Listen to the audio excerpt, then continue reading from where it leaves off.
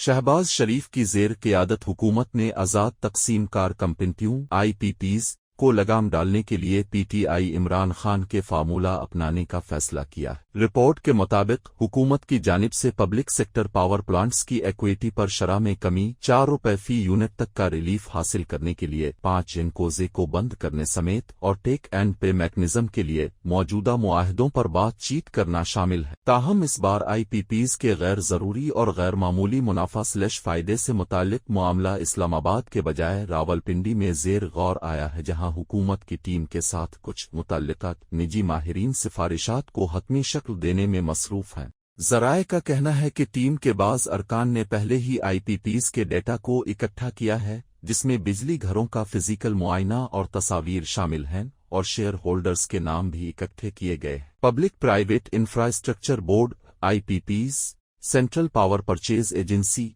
CPPAG और national electric power regulatory authority NEPRA के senior हुक्काम भी इस टीम का हिस्सा हैं, जो जमा किए गए दस्तावेजात की जांच पड़ताल कर रहे हैं।